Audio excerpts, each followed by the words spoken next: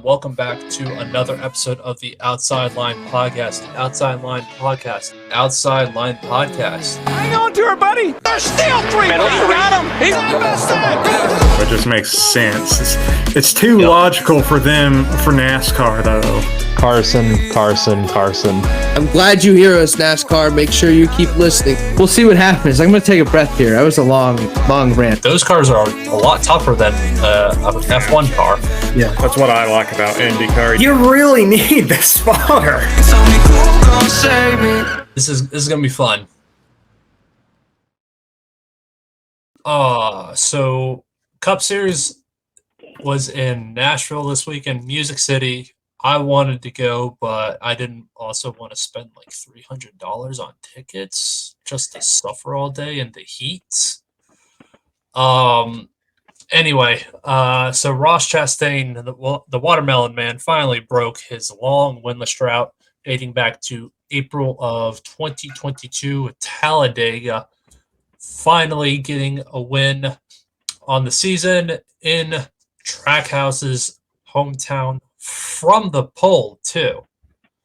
So, very impressive drive, not only from Chastain, but also from Trackhouse in general.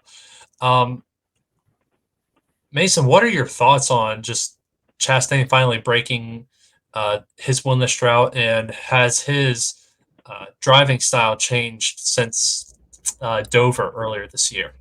Yeah, I definitely think we've seen his driving style change, and over the last few weeks, we've obviously seen him hold back, and we talked about it a little bit last week. There's been, he hasn't been finishing well. He's kind of been just out of sight, out of mind the last few weeks with what he was, everything that happened since Dover. And so it was nice to see him kind of get back to it again this week. And he had a really good race. He, kept things clean and everything, raced really clean. He was in that 3-wide scenario with Byron and Truex for 3 straight laps, and he handled everything really well. Didn't overdrive it. So, he raced the race that he needed to race. And I think that yesterday he saw that, when you're able to do that, good things are able to happen. And he was able to have a good night. He was able to get the victory. And I think what should be, nerve-wracking for the rest of the field is that, he's kind of like, maybe he's now figured it out. Has he now figured out how to kind of do that line? We're going to find out in the coming weeks, if he's kind of figured that out. But if he has, I think that should be nerve-wracking for the competitors, because he had a heck of a race yesterday. And I give him a lot of credit, because most of that win was done by the aero blocking that he was able to get done on Martin Truex Jr., which that whole game, that whole cat and mouse game that they were playing with the aero blocking was so interesting, because he's blocking air for a car that is behind him. And like, that guy is able to make as many, like, it's such an interesting game that he was able to play, but he did it perfectly and kept Martin Truex Jr. behind him. So it was a masterclass race for Ross Chastain. I think it's one that helps prove himself just in this, more in the series in general. Getting a win on a 1.5 miles like this, this was a big deal for Ross Chastain, and it shows that, he's once again back in the conversation. I want to add on to that. I was looking at Ross's stats this morning, and this is very impressive. He hasn't finished lower than 29th since the 2022 Coca-Cola 400. No, The Coke Zero 400? Yeah. So he has not finished outside of the top 29 since August of last year. August of last year. End of August, mind you. He hasn't been finishing well, but at the same time, he hasn't been doing that bad either. Mm-hmm. Oh. Made the championship 4 last year with the video game move. Yeah, well, and just the last few weeks, they obviously had their issues with the way Ross was driving, and he's kind of honed it in. But we saw him fall back to a 20th kind of placed car, and I think that Daniel Suarez is a good driver, and I like Daniel Suarez, but Suarez has been mired back in that 16th to 20th zone. That's where he is in points. That's where he's been in almost every race this year. He's got a stint where he runs in the top 7, but then he falls back and he's gone. And he's right now in that 16th, 20th. And that's where Chastain fell to. It's almost like when Chastain held it back, he stopped overdriving the car, and we saw what Trackhouse cars really are. And then Chastain put his foot to the floor again, and now he's back to being up front. Like, I think that might also make a difference too in these cars, right? Like how he might have shown something very key there, which is when he held back. Trackhouse is a 20th place car when he drives like a normal race car driver, but when he drives like Ross freaking Chastain, the madman that he is, he wins races. Just an interesting note I wanted to point out. He didn't make anybody mad, I noticed, either when he won that race. Exactly. He didn't make anybody mad, and that's why people should be afraid of him right now, because now he's figuring it out. Now he's realizing he can win without making people mad. He's going to keep winning. This is not a one-off win. This will continue. To be fair, Noah did run him a lot harder than he should have for a lapped car. But weeks ago, Noah's I know. bad. Noah's legacy been real is angry bad these last few weeks, and obviously Wendy's hasn't been on the car, so they're not feeding him well. No, I'm just kidding. Wendy's is on the car this coming weekend. They got the Baconator on this car. Yes, it is. Oh, the stripes. That's right. He's got the bacon racing stripes. Best thing I ever saw. Best thing I saw this week. Bacon racing stripes on the Wendy's car. Goodness gracious, that's going to look gorgeous on Sunday. Y'all make me hungry. I'm already hungry. This is fine. We always film during lunchtime. Correct. Because I live on the East Coast, so like for me, right, I'm 3 hours behind all three of these guys. I live on the West Coast, I'm sorry. So I'm 3 hours behind all three of these guys. Jeez Louise. So I'm 3 hours behind these guys. So like when we film, it's like late to afternoon, Jacob gets himself a sandwich and I'm over here like I haven't eaten and my tummy's rumbling. So Chastain finally broke his winless streak at Nashville. And I'd argue to say that this is even a bigger deal for Trackhouse because it's what they consider their hometown. They have their race shop in Charlotte, but Trackhouse was founded in Nashville, so they got their first career pole. Not only Chastain got his first career pole, but Trackhouse got their first career pole in Nashville this past race weekend. So, like I said, I'd argue it's even a bigger deal for Trackhouse. No, absolutely. I mean, they had I don't think it was mentioned enough on the broadcast. It might have been, and I just didn't hear it because I was doing other things while I was watching the end of the race. But I mean, them getting that a very historic weekend in their hometown for that race team, it's a huge weekend for them. And like I stated prior, I think weekends like this, especially in your hometown, this is going to propel them forward. I'm excited to see what happens with Trackhouse next. What's next for this 1-99 teams? All right. So where were we? Do we want to talk about Ryan Blaney? Yeah, let's talk about YRB really quick. For those who did not watch last night or just want to recap really quick. So I forget what lap it was. It was right after the second stage restart. Anyway, Ryan Blaney hit the wall, the inside wall, very hard. But the problem with that is that it was a concrete barrier, not a safer barrier. So he's already brought up his issues with that to NASCAR. They said that they're going to look into it.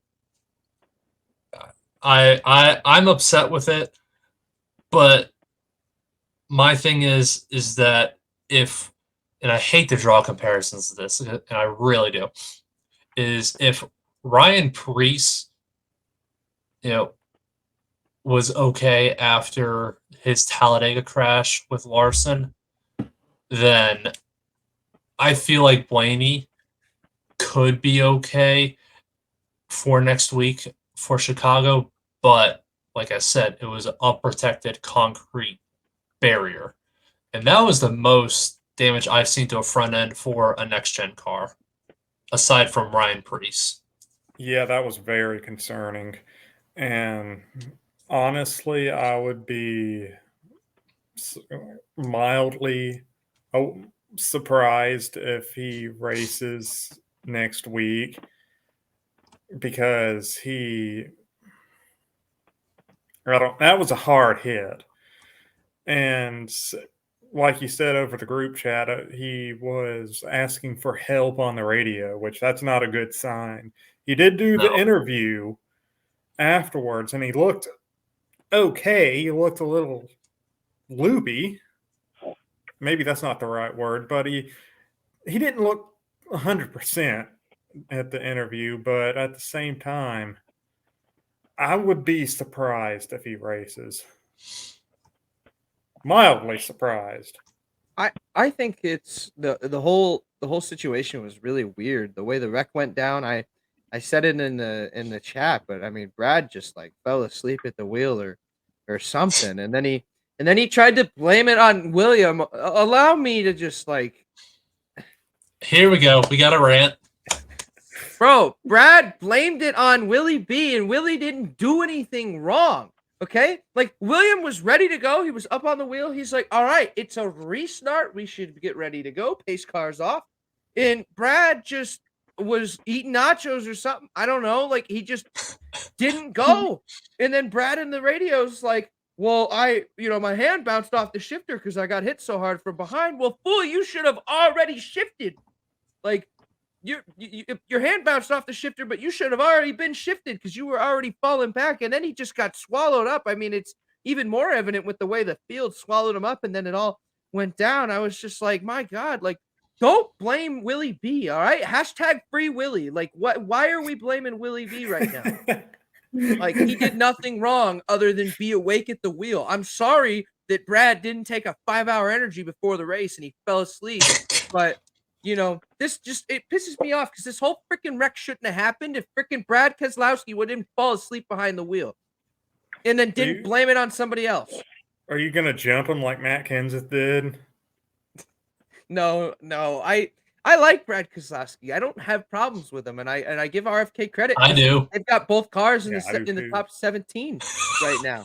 But maybe I do have problems with him now. Maybe I do. I'm surprised I didn't have to censor anything in that segment. I got 99 problems, and Brad Keselowski is now 1. That's crazy. It's funny how these things work. Paulina, Did you see that crash that we were talking about on the NASCAR race? No, I didn't see that one. That's why I'm lost. It was a very strange crash there. It was. And Blaney wasn't even going that fast. He was probably going 60, 70 miles an hour tops. Brother was minding his own business, bro. I know. Then he floored it, thinking the car would swing, which, of course, you'd think. Well, I would have thought the same thing. But it didn't. When you look at the replay, it looks like it's going to swing back too. I thought he was going to when I was watching it live. I was like, oh, he's got it. And I was like, oh, crap. Oh. No, he didn't. Yeah, I was like, oops. Yeah. Yeah, that's not a great situation. So hopefully in the next couple days, nothing comes out of it for Blaney. Like I said, I am still surprised that I didn't have to censor anything from Mason. Jacob, I've been working hard. Jacob, I think it was you that retweeted this. I saw where you retweeted Ryan Blaney's reaction that wasn't on TV. He said he would buy the thing himself. Yep. So Dustin Long, a reporter for NASCAR and for NBC Sports, he asked Ryan Blaney if he would talk to track officials about hitting the concrete barrier instead of a safer barrier, and I'll actually, you know what? I'll censor myself on this one. He said, "I'll pay for the thing." Yeah. Yep. I mean, there you go. You get to use the censor button again. On myself too. Congratulations. We all know Jacob loves doing the censor button because it means he's just got to scroll through all of this podcast and find the exact moment that he just dropped an F-bomb. Uh, Fun. We need Hey, to you do- did it to yourself, man. So I did. It's fine. I'll find it later. So yeah, so Blaney was less than pleased towards NASCAR, as he should be, as he should be. Understandably, very understandably. Um, and it was like we said, it was just such a weird crash because he wasn't even going, I don't know, 70 miles an hour, and the car got torn up that bad. That's a concerning thing too. Well, yes,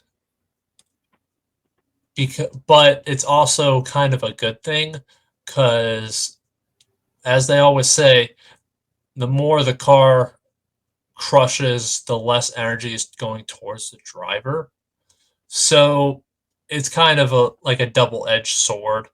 But I still, like I said in our text messages last night, I cannot wait for those new front end clips to be introduced at Atlanta.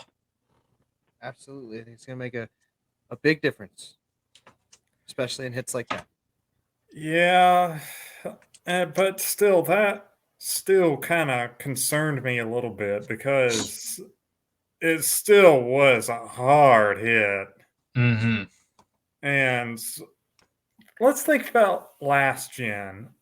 Would that have been a It's better? it still would have hurt, man. With that concrete wall, I don't. Yeah. Maybe things would have been a little bit better, right? But where even in a Gen 6 car, that still would have hurt. I mean, and part of why Ryan Blaney's so upset about it is how many years in a row did NASCAR watch people find these little crevices of concrete in the walls, and up until like 2015. I mean, it's Kyle not Busch. right. I mean, that's how Kyle Busch got injured. You think about like the Elliott Sadler hit It was an uh, Armco. was like an Armco wall, was no safer barrier. You think about Jeff Gordon at Las Vegas before they had safer barriers there in the infield, right? Like Mm. there's so many hits that we watched happen. We're like, damn it, the radiator flew out of Jeff Gordon's car. Why are we racing at tracks without concrete wall or with concrete walls in the center? Put a freaking safer barrier there. They could do it around all of North Wilkesboro. You're telling me you can't do it to the inside wall of Nashville? And they said it on the broadcast, man. These cars find those spots. It's a weird thing, but I guess NASCAR hasn't learned their freaking lesson. You can have this much section of concrete wall on your giant 2-mile racetrack, and I guarantee you a car's going to hit it one day. Just Yeah, it's the way it works. I have a major problem with Road America too. With that, it's right before the start finish line, and it's coming. I think it's coming out of Canada Corner right after Canada Corner, but I'm not sure. If it on the map, I'd be able to show you, but there's a very bad unprotected barrier there. It's just a concrete wall there, and I can't believe nobody's ever hit it. And I don't know if putting a tire barrier there would fix it, because the problem with tire barriers is it makes the car bounce back onto the track. And I think it's the same with those Tech Pro barriers with F1 tracks. So, but at the same time, you don't want to hit a concrete wall. Yeah. Do y'all know what I'm talking about with Road America? Yep. Mm-hmm. Yep. I know exactly what you're talking about. I wish I could show you. It's just a weird, it's a screwed up situation overall. So Bring back gravel traps. Moving on from no. the should we move on from this upsetting topic and move on to one that excites me at least? Yeah, let's move on before at least I blow a gasket. All of us.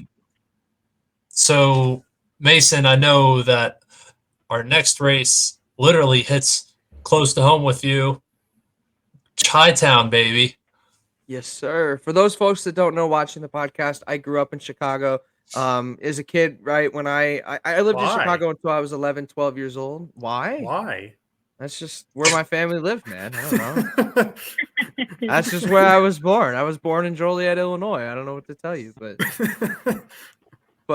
no, I think actually, yeah, I was born in the town Chicagoland Speedway's at Joliet, Illinois. That's a fun fact for you. But I grew up going to Chicagoland Speedway all the time. It was always a big deal.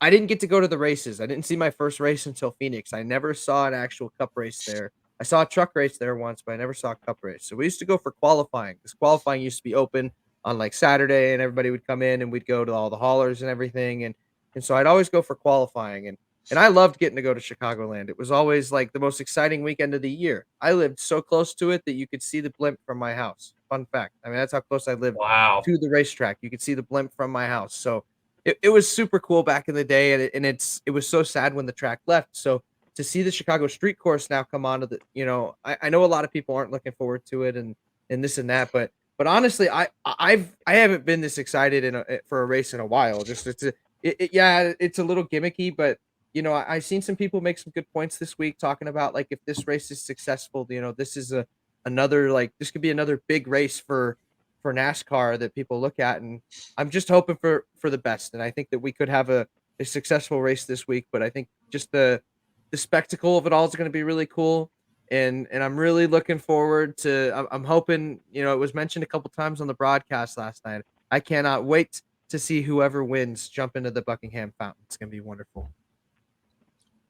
Well, did you hear Parker Kligerman's Yeah, I interview? did. Yeah. He said that's his plan. And I also want to make note too that, I grew up on, in a south suburb of Chicago. I didn't grow up directly of Chicago. It was a south suburb about a half hour out from the city.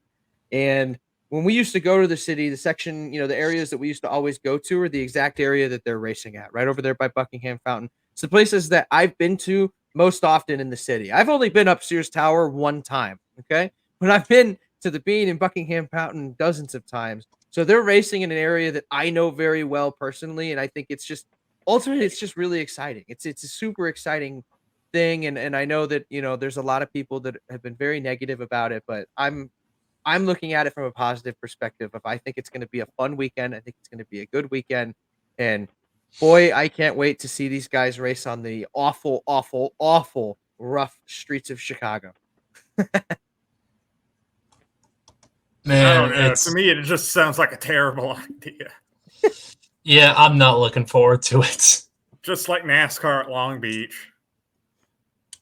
That would be even worse.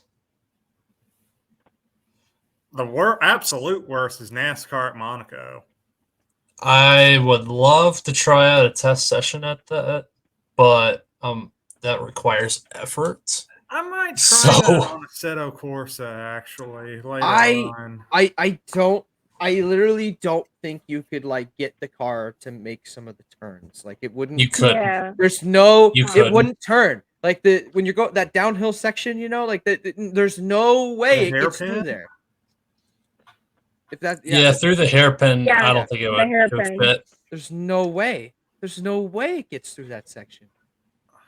In all fairness, though, it would get stuck. F1 cars have terrible turning radii. They really do. Oh man. I genuinely wonder if NASCAR would have a better turning radii than F1. I kind of feel like it does, but I'm not sure. Because it's kind of backwards. You'd think F1 cars would have a great turning radii. But no, they're terrible. What do we know? We're not paid to think about these things. Moving on back to Chicago, so I don't have to hear Chris say radii again. Radii. Oh. So Mason, who do you think will have the best shot at winning at Chicago for the Cup Series this weekend? This one's a tough one, man. Like I've said it before. It could end up being one of those races where it's like if you just park at the start-finish line, you let everybody go through turn one on their own, and wait a lap. The madness happen. Just hang out for a minute. This might be one of those races, but honestly, I think we could definitely see it. Look, part of me wants to say Logano because Logano tends to show up in these brand new racetracks sort of things, but he hasn't been good. So I don't feel confident enough saying him. I'm picking AJ Allmendinger this weekend, and I know that's bold because he hasn't been that solid, but I see the future. I'm a fortune teller who sees the future, and I see it now. AJ Allmendinger wins, jumps in the Buckingham Fountain, and everybody loves the Chicago Street Race. He did finish ninth yesterday, didn't he? I think he did. He did 10th. good. Top 10, AJ. Look at that, AJ. Make me look good. You know, it's the funny thing about the top 10 from yesterday. No Fords were in the top 10 yesterday. Really? So going back to my point about Ford and SHR, just saying. Well, and quick shout out to Eric frickin' Jones, man, in the top 10. We've been talking all this smack about Legacy Motor Club, and Eric Jones just said, "Hold my beer." Top 10 here. Maybe Paulina was onto something there when it came to changing manufacturers. Yeah, I wasn't lying. It could be the manufacturer too. It could be that. I mean, I haven't heard anything about Ford being successful in NASCAR this year. It hurts. Brad Keselowski was your top finishing Ford in 11th. Next highest finishing Ford, Ryan Preece in 16th. Then your other Ford. After 18th, all the smack. 21st, 24th, 25th, 27th, 28th, 29th, 31st, 33rd, 35th, 36th. I'm going to hurl. Where did Austin Dillon That's bad. Austin Dillon finished 13th. That's right. Now we had to say it twice. Now we had to say he had a good week twice. Are you happy about it, Chris? Jeez, man. You're ruining my narrative. No, At this rate, Mason's going to swear. Finished second. He was my At this rate, Mason's going to swear, and I'm going to have even more work to do. Oh, that's right, Chris. You almost picked Martin Truex, or you did pick Martin Truex. You almost won. You almost got it to work for you, but the Martin Truex thing doesn't work for you. It only works for Mason. It only works for me. I almost picked Chastain too, I remember, but I decided to go with Truex. Well, and I think I thought about Truex too, but I remember I said in the episode last week, you can cut back to what I did not think. I was like, I don't want to jinx it because like if I pick Truex again, like I don't want to jinx it because then he won't win, right? Like I'm saving it up. So, I know when Truex's next win is. Like I said, I tell the future. They call me I'm a fortune teller. It's what my real job is. I'm a fortune teller. And I am telling you right now, Martin Truex Jr. will win another race this year. I don't know when. I'll He's a figure it out. psycho, ladies and gentlemen. I'll let you know on the Monday that I decide which week it's going to happen. You guys will be the first to know. I'm surprised y'all didn't catch that. I heard that. Yeah. Anyway, Chris, who's your pick for Chicago? Oh, man, this is going to be hard. I'm going to be boring and safe. And I think I'm going to go with Kyle Larson because he does well. Oh, God, he's going to DNF this weekend. Why would God. Yeah, I agree with it. he's gonna DNF. Why? We all know Kyle Larson's gonna miss a corner. Okay, he's just gonna whiff and miss a corner. It's gonna be Indy 2022 all over again. He's not gonna pull a Colton Herta. I don't know about that. I feel like my little watch the race. It sounds like we already know what's gonna happen. It kind of sounds like it. Paulina, do you feel like pick a random driver out of the hat for us? You don't have as good a chance as any, honestly, because we don't know. I was just gonna say Kyle Busch. Okay. Honestly, that's a I good can pick see this that. week.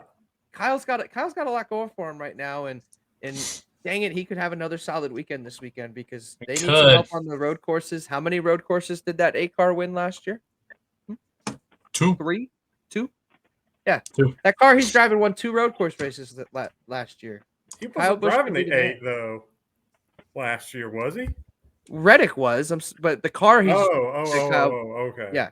The car Kyle Busch is in won 2 road course races last year. Oh man. So we got Chevy. Oh me, oh my. I think I could go with the easy pick, go with Chase Elliott, but that's kind of too obvious because we don't know what's going to happen on Sunday. So I'm going to pick. I'm going to pick Martin Truex Jr. I thought you were going to say Ross. I thought about it, but Ross, I think, would actually be a good pick because he's decent at road courses. Yeah, Street tracks are a completely different animal, but what part of the track is he going to find that he can run on and pass people on this time? or I don't know. Off.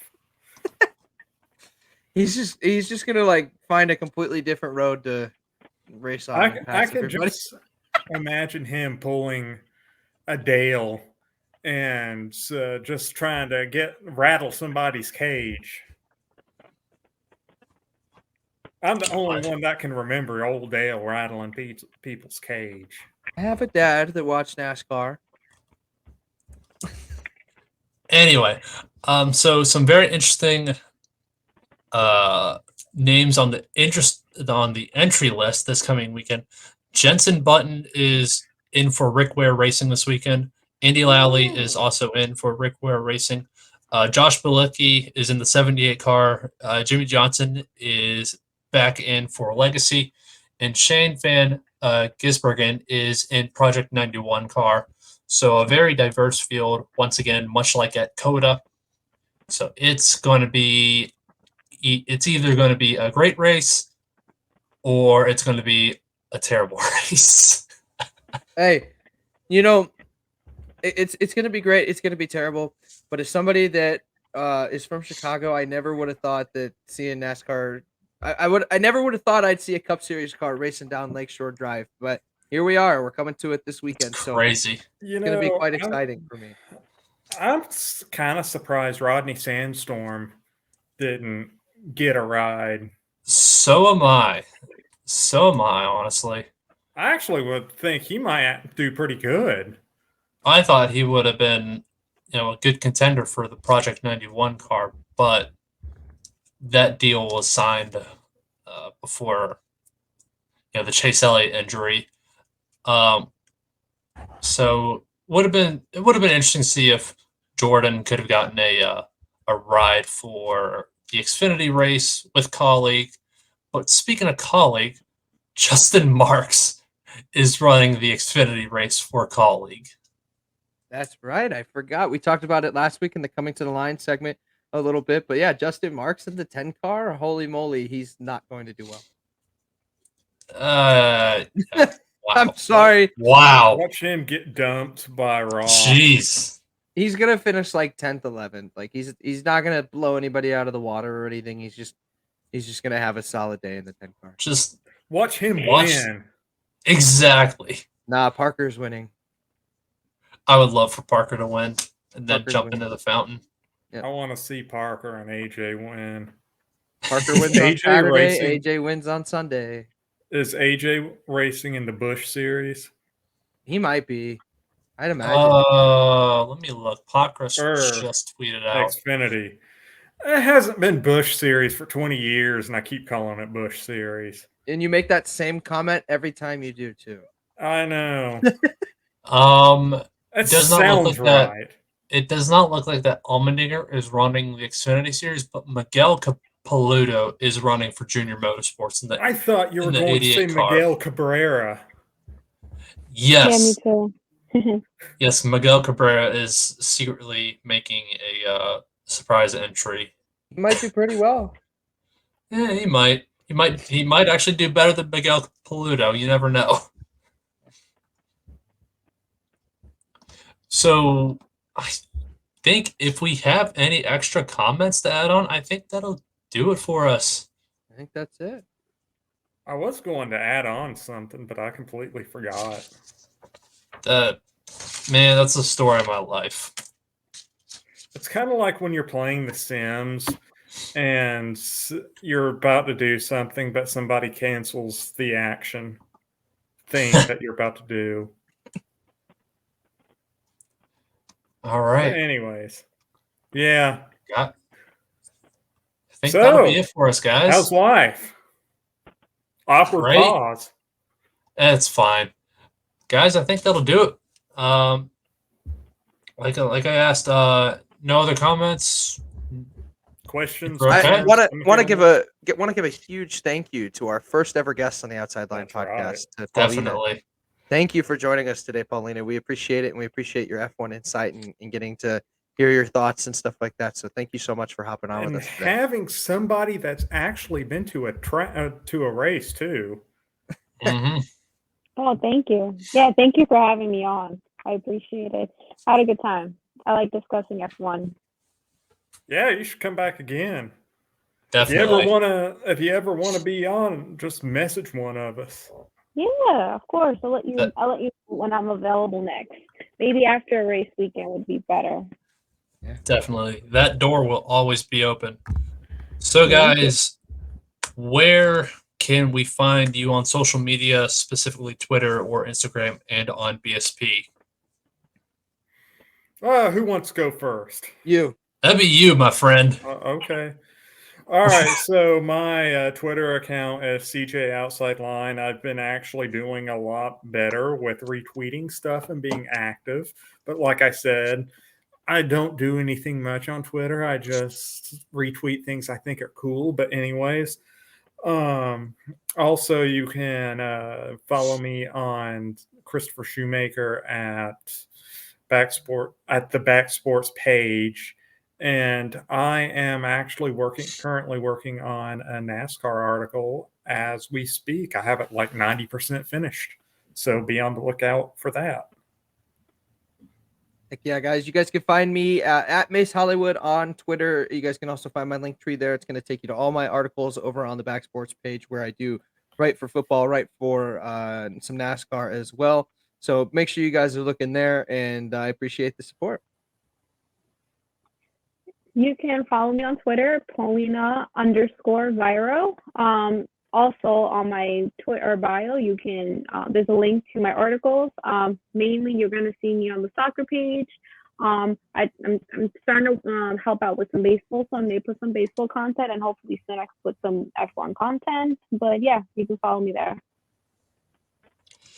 And you can find me on Twitter and Instagram at JWBarker24, and you can find me on BSP in our motorsports section. Got a couple projects in the works soon, maybe even a championship season's coming out soon, so be on the look for that. Guys, thank you for joining. I think that'll be it for us today. So once again, my name is Jacob Barker, joined by Chris Shoemaker, Mason Wood, and Miss Paulina. Thank you all for joining, and we will catch you guys next time on the next episode of The Outside Line. We'll be Bye. racing back Make on new your screens friends. next Stay in week. school. Don't do drugs. What in the name of God was that outro?